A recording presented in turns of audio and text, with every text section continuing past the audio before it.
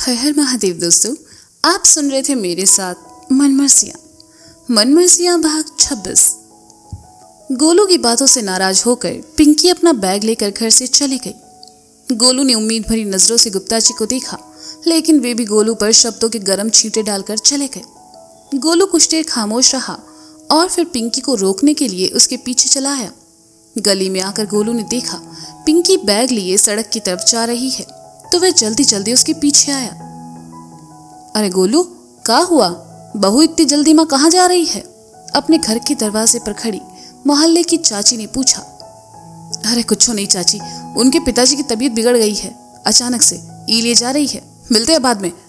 गोलू ने तेजी से आगे बढ़ते हुए कहा, लेकिन आगे चल रही पिंकी ने जब ये सुना तो पलटी और गुस्से से कहा, हाँ हाँ और भर भर के झूठ बोल लो गोलू, हमारी किस्मत फूटी थी जो तुमरे संग ब्याह किए हम। अरे पिंकिया बात तो सुनो बाबू, अरे मजाक कर रहे थे यार, इतना का सीरियस ले ली हो तुम? अरे सुनो तो, गोलू ने पिंकी के पास आते हुए कहा। तभी एक रिक्शा वाला आकर पिंकी के बगल में रुका और उसमें बैठे लड़के ने कहा, कहाँ जाइएगा दीदी? आगे वाली गली में ले लो। पिंकी ने अपना बैग रिक्शा में रखते हुए कहा और उसमें आ बैठी। रिक्शा आगे बढ़ता इससे पहले गोलू लपक कर ड्राइवर के बगल में आ बैठा और कहा, खबरदार जो आगे वाली गली में रिक्शा घुमाए, सीधा ले लो। गोलू तुम्हारी प्रॉब्लम क्या है? पिंकी ने झुंझलाकर कहा। हमारी प्रॉब्लम तुम हो यार, गोलू ने हताश होकर कहा, लेकिन अपनी बात पूरी करता इससे पहले लड़की ने कहा, दीदी आपको प्रॉब्लम बता रहे हैं भैया। गोलू ने लड़के की गुद्दी पकड़ी और कहा, साले बीच में आग ना लगाओ तुम, जब पति पत्नी का मामला है ज्यादा चौघराहट की ना तो रिक्शा का हैंडल उखाड़ के तुम्हारी। गोलू ये क्या बदतमीजी है? गोलू की बात काट कर पिंकी ने कहा। तो गोलू ने अपनी जबान संभाली और थोड़ा नरम होकर पिंकी से कहा, अरे बाबू हम कह रहे हैं कि हैंडल उखाड़ के एक ही पसलियों में डाल देंगे, फिर जिंदगी भर गोल गोल घूमते रहेंगे। गोलू की बात सुनकर पिंकी उससे घूरने लगी, तो गोलू ने लड़के की गर्दन छोड़ी और कहा, चलो बे चुपचाप रिक्शा गज्जू गुप्ता के घर की तरफ ले लो, रिक्शा आगे वाली गली में जाएगा, पिंकी ने गुस्से से कहा।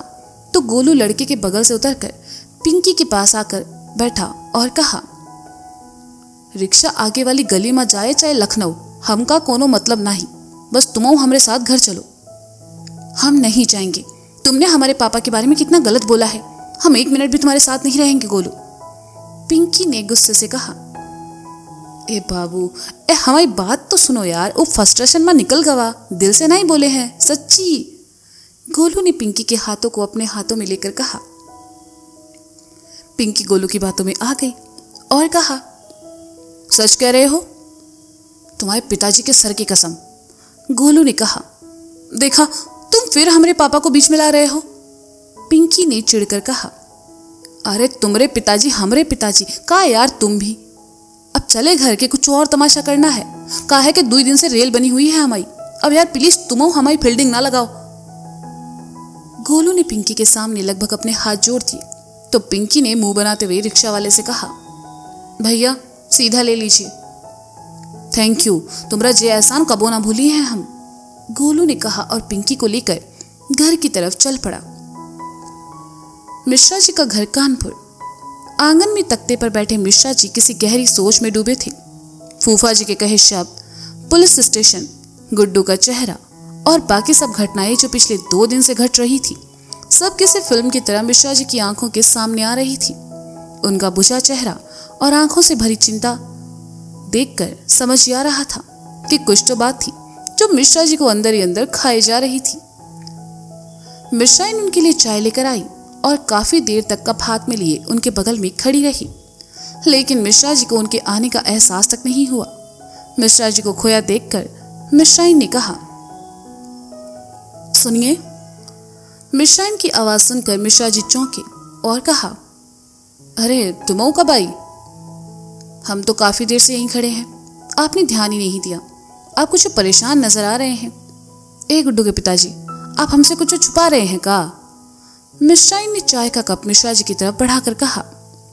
मिश्रा जी ने चाय का कप लिया और कहा, ऐसा कुछ नहीं है मिश्राइन, 2 दिन से जो कुछ हो रहा है घर में, बस जे वजह से मन थोड़ा उचट गवा है। पहले अम्मा होती थी तो उसे बात करके मन हल्का कर लिया करते थे, पर अब तो वो भी। कहते कहते मिश्रा जी भावुक हो गए। मिश्रा जी ने देखा तो उनके कंधे पर अपना हाथ रखा और कहा, अम्मा के चले जाने का दुख हम सबको है, आपकी परेशानी भी हम समझ सकते हैं। अम्मा के जाने के दुख से उबर भी ना पाए हैं कि आदर्श बाबू ने तमाशा शुरू कर दिया। पहले तो आदर्श बाबू ऐसे ना थे, फिर अचानक इनको क्या हुआ है। इंसान की बुद्धि पर जब पत्थर पड़ते हैं ना तो वो सही गलत नहीं समझता है। तुम अब परेशान ना हो, सब ठीक हो जाएगा। कल तीये की बैठक के लिए फोन करवा दिए सब रिश्तेदारों में। मिश्रा जी ने चाय पीते हुए पूछा। हाँ, गुड्डू से कहकर अभी करवा देती हूँ, बाकी सबको भी तो पता है ही, बस कुछ लोगों को खबर भिजवानी है। मिश्रा जी ने कहा तो मिश्रा जी ने हामी भर दी और चुपचाप अपनी चाय पीने लगे। मिश्रा जी अंदर जाने लगी और जाते जाते रुक कर कहा, अच्छा, हम ये पूछ रहे थे कि बिरजू भाई साहब को भी खबर कर देगा। मिश्रा जी ने जैसे ही कहा, मिश्रा जी के चेहरे के भाव बदल गए। चिंता वाले भाव अचानक से कठोरता में बदल गए और उन्होंने मिश्रा जी की तरफ देखा तो मिश्रा जी ने कुछ नहीं कहा, बल्कि बिना कुछ कहे ही समझ गई और कहा, हम गुड्डू से कहकर बाकी सबको खबर करवा देते हैं। मिश्रा जी वहां से चली गई, लेकिन जाते जाते मिश्रा जी के चेहरे पर कठोरता के भाव छोड़ गई। अब उनकी आंखों के सामने आ रहा था एक चेहरा जिसे मिश्रा जी अपने इस जीवन में तो कभी देखना तक नहीं चाहते थे। मिश्रा जी अंदर आई और किचन की तरफ आकर शगुन को कुछ काम बताए और फिर अपने कमरे की तरफ चली गई। मिश्रा जी को कमरे में जाते देखकर फूफा ने अपने पास बैठी भुआ से कहा, सरिता अकेली है, जाकर अभी उससे सब बात कर लो। हमको पूरा विश्वास है कल सबके बीच तो वो पक्का मुकर जाएगी। वैसे भी हमको तुम्हारे भैया पर ज्यादा भरोसा नहीं है, वो कब अपनी जबान से पलट जाए। भुआ ने फूफा को देखा और कहा, कैसे जलील आदमी हो तुम। अरे हमारे भैया जी घर का आधा हिस्सा दे तो रहे हैं, अब तुम्हें हमारी अम्मा के सामान से भी आधा हिस्सा चाहिए। अरे हमारे घर में कोनो चीज की कमी है का। ज्यादा मुंह न चलाओ राजकुमारी, जो 5-5 हजार की साड़ियां, गहने, झोला भरकर मेकअप हर महीने लाती हो ना, हमारी सारी कमाई तो वो सब में चली जाती है। कल को कोमलिया के ब्याह में जो खर्चा हुई है उसका इंतजाम अगर यहाँ से हो जाए तो क्या दिक्कत है। सरिता से बात करके अम्मा का बक्सा खुलवाए लो, बहुत कुछ रखा है उमा। फूफा जी ने भुआ को अपने लालच में फंसाते हुए कहा।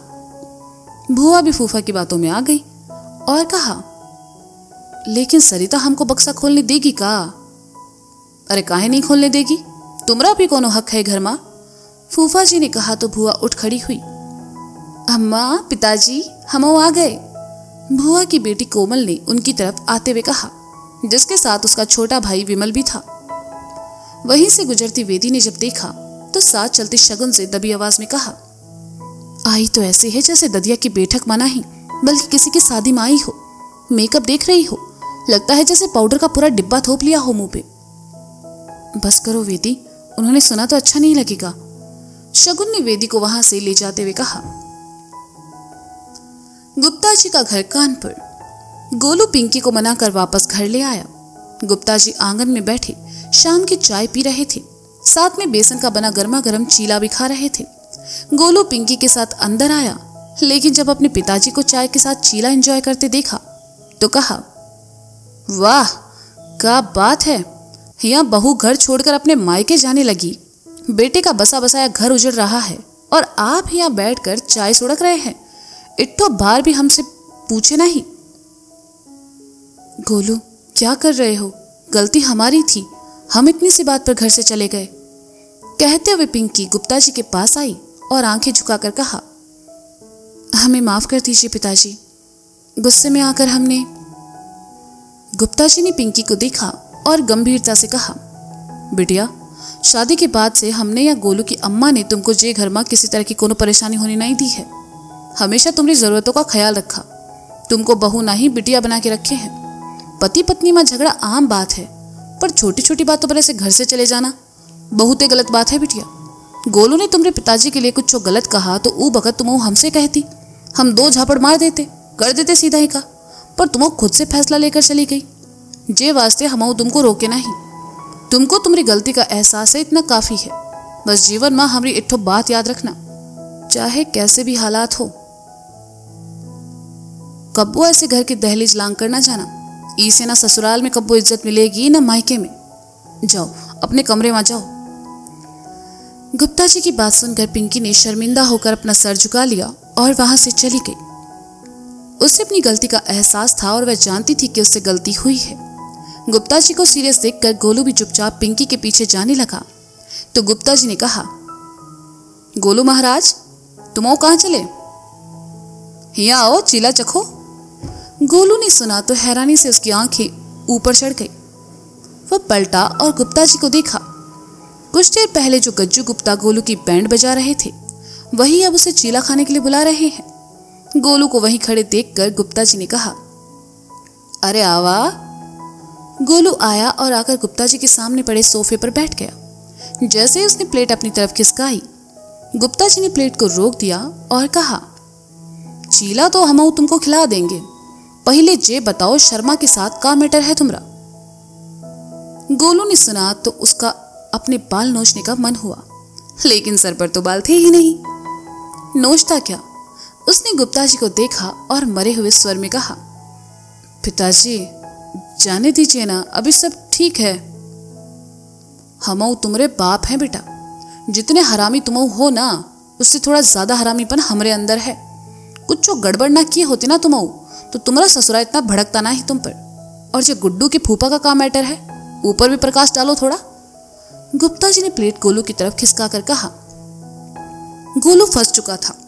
वह जानता था कि गुप्ता जी सच जाने बिना उसे छोड़ने वाले नहीं है, इसलिए उसने एक चीला उठाया और खाते हुए कहा, वो बहुत लंबी कहानी है। हाँ तो हम कौन सा पोस्टमैन लगे हैं जो चिट्ठियां बांटने जाना है? हमको फ्री हैं, सुनाओ का कहानी है।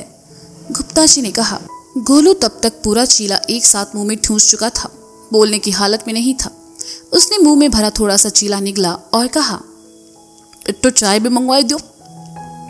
गुप्ता जी ने सुना तो गोलू को देखा और चिढ़ते हुए कहा, कहो तो गद्दा भी लगवाए थे तुम्हारे लिए, आराम से लेट कर सुना ना अपनी कहानी। अरे नहीं पिताजी, गोलू ने खिसियाते हुए कहा। का नहीं, उठो यहाँ से। गुप्ता जी ने थोड़ा कड़क स्वर में कहा। गोलू ने एक झटके में उनके सामने से उठते हुए चीला खाने लगा। गुप्ता जी ने उसे देखा और कहा, साला शर्म नहीं है, बाप के सामने बैठेंगे उनके बराबर में। तुम्हारे साथ रहते रहते ये बहू की अक्ल भी खराब हो गई है, तभी ना बैग उठा के घर से चल दी। अब सुनाओगे अपनी कहानी की केशव पंडित को बुलवाकर मुहूर्त निकलवाएं तुम्हारे लिए। केशव पंडित का नाम सुनते ही गोलू के चेहरे के भाव बदल गए और उसने कहा, ओ का तो नाम भी ना लो, हमारी जिंदगी में जिस सारी चरस उन्होंने ही बोई है। जौन कुंडली वो बनाए हैं ना, हमको तो लगता है जैसे हमसे बदला लिए हैं। गुप्ता जी ने सुना और चिढ़ते हुए कहा, कुंडली का कर लेगी बेटा, जब तुम खुद ही सांप बन के अपने ही पिछवाड़े को डस रहे हो। अरे अपनी हरकतों में सुधार नहीं और दूसरों को दोष देने चले हैं। हम गारंटी के साथ कह सकते हैं, तुम खुद भी अपनी कुंडली लिखने बैठो ना तो ओमा भी कुछ ना कुछ गड़बड़ कर ही दोगे। का है कि तुमरा और कांड का तो नाड़े कच्चे का साथ है। गोलू कुछ कहता इससे पहले उसकी अम्मा वहां आई और कहा, ए गोलू जाओ जरा एक सिलेंडर भरवा लाओ चौक से, तुम्हारे लिए चीला बना रहे थे, बीच में ही खत्म हो गवा। गुप्ता जी से बचने का गोलू के पास ये अच्छा मौका था। उसने तुरंत स्कूटी की चाबी ली और कहा, हाँ अभी ले आते हैं, आप बेसन घोल के रखिए तब तक। गोलू स्कूटी लेकर घर से निकल गया और थोड़ी देर में ही चौक पहुंचा जहां से ब्लैक में सिलेंडर मिल जाता था। गोलू ने स्कूटी साइड में लगाई और जैसे ही दुकान की तरफ जाने लगा, उसकी नजर गुड्डू पर पड़ी जो कि कुछ ही दूर दुकान पर खड़ा चाय पी रहा था। बहुत सही गुड्डू भैया, इतनी प्रॉब्लम के बीच भी यहाँ चौक में खड़े होकर चाय पी रहे हैं, चला हमको टोका तक नहीं। गोलू गुड्डू को देखकर बड़बड़ाया, लेकिन अगले ही पल गुड्डू के लहराते बाल और हल्की दाढ़ी देखकर गोलू का माथा ठनका और वह बड़बड़ाया, पर साला जब गुड्डू भैया के सर पर इतनी जल्दी बाल कहाँ से आए? सुबह तो नहीं थे और कपड़े भी एकदम चकाचक पहने हैं, साला जे का चक्कर है। गुड्डू भैया, ए गुड्डू भैया रुको, हम आते हैं। गोलू ने सामने खड़े गुड्डू को आवाज दी, लेकिन गुड्डू ने शायद सुना ही नहीं और वहीं बगल में खड़ी बस में चढ़ गया। गोलू बस तक पहुंचा, तब तक बस वहां से चली गई। गोलू उलझन में पड़ गया और दुकान वाले से पूछा, चाचा जौन बस अभी निकली है वो कहाँ के लिए थी? वो तो भैया चंदौली गई है, जो आखिरी बस थी, अब तो कल सुबह 10 बजे मिली है, दुकान वाले ने कहा। गोलू ने सुना तो वह और ज्यादा उलझन में पड़ गया और बड़बड़ाया, पर साला जो गुड्डू भैया चंदौली कहाँ गए हैं? अब गोलू को तो नहीं पता कि उसके गुड्डू भैया चंदौली क्यों गए हैं, पर अगर आप जानते हैं तो कमेंट सेक्शन में जरूर बताएं। तो दोस्तों ये था मनमर्जियां भाग 26। इसका अगला भाग आप कल ही सुनेंगे मेरे साथ। तब तक मैं देख कर आती हूँ कि बाहर किसका बैंड बज रहा है। मिलते हैं कल, बाय बाय।